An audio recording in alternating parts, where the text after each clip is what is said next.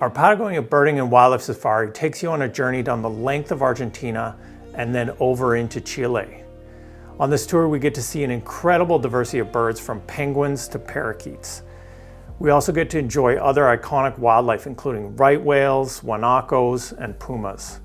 But then behind all that, the wildlife, there's also the backdrop of Patagonia, and it's just absolutely spectacular. Your tour starts in Buenos Aires. There's a really neat place there called Costanera del Sur, and you're birding a wetland community there, and it's attracted really good diversity of species. So once you leave Buenos Aires, you're leaving all those birds behind. So you go into an entirely different avifauna once you get off the plane in Trelew. And Trelu's your base camp to head out to Peninsula Valdes, where you're going to be introduced to those kind of pampas species, the Sierra finches, and there's lesser rhea and species like that there. And the whole idea for going to Peninsula Valdez is for the Magellanic penguin colony. A lot of the birds are underground in their burrows, but there are hundreds of thousands of penguins along that coastline. The Peninsula Valdez area is one of the world's most significant marine sanctuaries and is a UNESCO World Heritage Site. Here we take a boat trip to view the large number of southern right whales and their calves. We also see some other great wildlife, including southern elephant seals hanging out on the beach. And then in the uplands, we'll see guanacos, armadillos, and the rabbit-like Patagonian mara.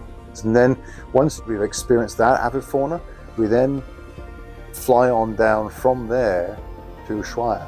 So again, another new avifauna on hand, and likewise another new bioregion, another new vegetation, communities, etc. It's pretty special. And you're down there actually in November. That's the Ostr Spring.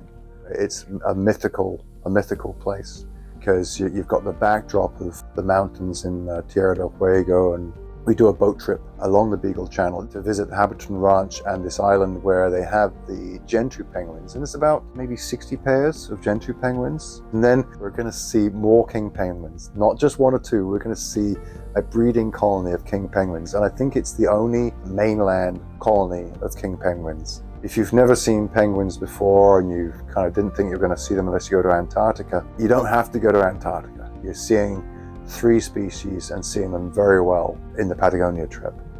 It's only when you encounter them in person that you really appreciate them for what they are.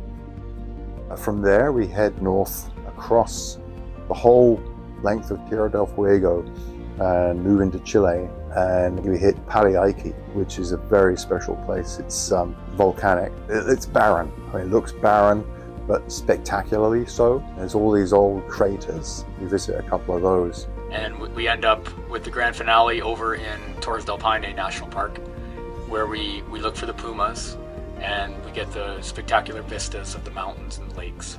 And the opportunity to see the new avifauna community that you're going to see there with the flycatchers and the ovenbirds and such, which are there. The 3 times I've been there, we've had wonderful encounters with puma. Pumas, very exciting to find and see and look at their behavior.